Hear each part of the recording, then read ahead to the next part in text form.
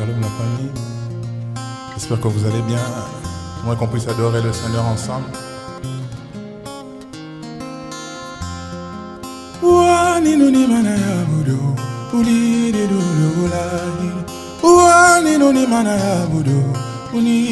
Au verset 47, la Bible dit, des mêmes chapitre 13 des Actes des Apôtres, la Bible dit ceci, 47 maintenant, la Bible dit, car ainsi nous l'a ordonné le Seigneur, je t'ai établi pour être la lumière des nations, pour porter le salut jusqu'aux extrémités de la terre. Donc, les apôtres, les ministres de Dieu, quand ils te prêchent, comme je te prêche ici sur les réseaux sociaux, automatiquement je te porte une lumière, je te porte le salut.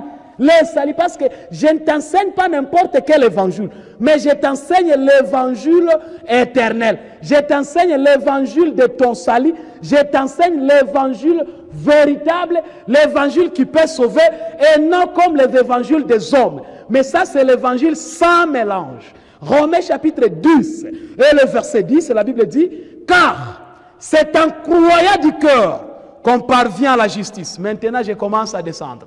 Donc, je commence à terminer. C'est en croyant du cœur qu'on parvient à la justice. Et c'est en confessant de la bouche qu'on parvient au salut selon ce que disent les Écritures. Donc, quand quelqu'un croit, et le verset 11 dit, quiconque croit en lui ne sera jamais confus. La croyance ici, donc, quand tu crois en Jésus, mon frère, jamais tu ne seras pas confus. La confusion ici, premièrement, selon le respect de ce texte et de ce contexte, c'est le salut de la vie éternelle.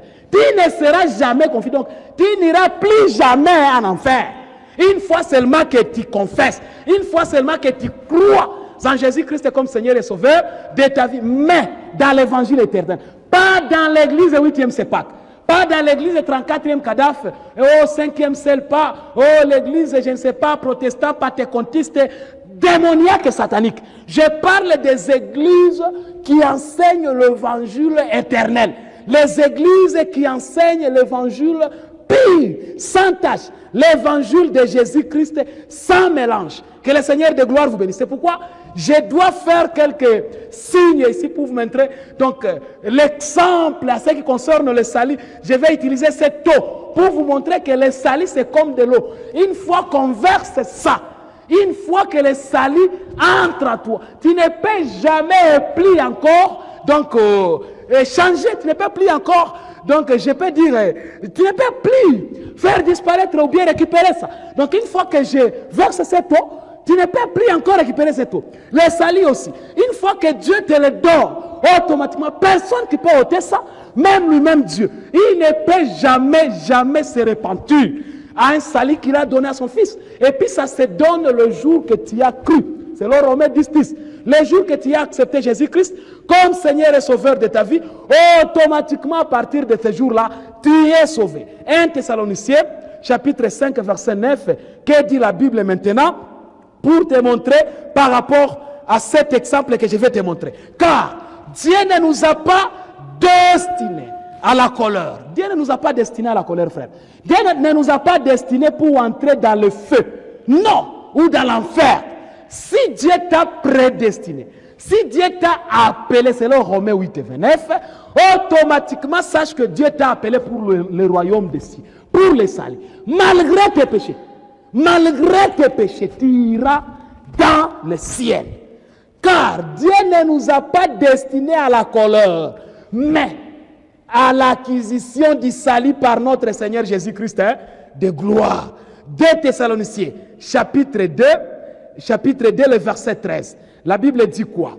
Le verset 13, c'est pourquoi nous rendons continuellement grâce à Dieu de ce qu'en recevant la parole de Dieu que nous vous avez fait entendre. C'est le problème de la parole, c'est le problème de l'évangile éternel que nous vous avons fait attendre. Vous l'avez réussi, non comme la parole des hommes, mais ainsi que le véritablement, comme la parole de Dieu qui agit en vous, qui croyez pour votre salut éternel. Nous croyons pour le salut, frère. Donc, quand tu crois, Le fait d'être sauvé ne dépendra plus des efforts que tu feras de ne plus pécher. Que tu pêches, que tu ne pêches pas, tu iras au ciel. Parce que tu as cru à l'évangile éternel. Je ne suis pas en train de t'encourager de pécher, mais je suis en train de te montrer la vérité de l'évangile. Parce que même si tu peux vérifier dans 1 Jean chapitre 1er, le verset 2, tu vas découvrir qu'en réalité, la Bible est en train de dire, mes petits enfants, je vous ai écrit ces choses afin que vous ne péchiez point. Mais si vous péchez, s'il arrive qu'un saint pêche, nous avons un avocat auprès du Père. Et l'Écriture n'a pas dit que si un saint pêche, il va demander pardon pour que Dieu lui pardonne. Non! Automatiquement, un avocat est là. Et l'avocat a toujours été là parce que je suis aussi donc, à Human Rights Inspector. Je suis aussi un inspecteur des droits de l'homme. Je sais comment et le rôle d'un avocat, d'un quelqu'un qui peut justifier quelqu'un. Malgré tes défauts, mais je suis en train de démontrer que tu es une bonne personne, tu n'as rien fait, tu es innocent. C'est l'œuvre que Jésus fait à quiconque pêche, si il est dans l'évangile éternel. Malgré tes péchés, Dieu te justifie. Jésus-Christ te justifie. Malgré tes péchés. C'est pourquoi c'est très important, s'il vous plaît, c'est très capital d'accepter de croire dans cet évangile du salut. Je suis dans 2 Corinthiens. 2 Corinthiens chapitre 7, le verset 10. La Bible dit ceci. En effet, la tristesse selon Dieu, écoutez bien, la tristesse selon Dieu produit une repentance à salut, dont on ne se répand jamais. Dont on ne se répand jamais. Ah, en effet, la tristesse selon Dieu, produit une repentance à salut, dont on ne se répand. Oh frère, on ne se répand jamais au salut. Dieu ne se répand jamais à son salut. La tristesse selon Dieu, ça produit dans le cœur d'un saint qui a péché le cœur digne de la repentance. Le fruit digne de la repentance. Donc, il se répand. Il demande pardon à son Dieu, mais pas que s'il ne demande pas pardon, il ira en enfer. Non. La Bible a dit que parce que dont on ne se répand jamais au salut. Tandis que la tristesse du monde produit la mort. Frère, si tu crois cet évangile éternel, jamais tu ne mourras pas.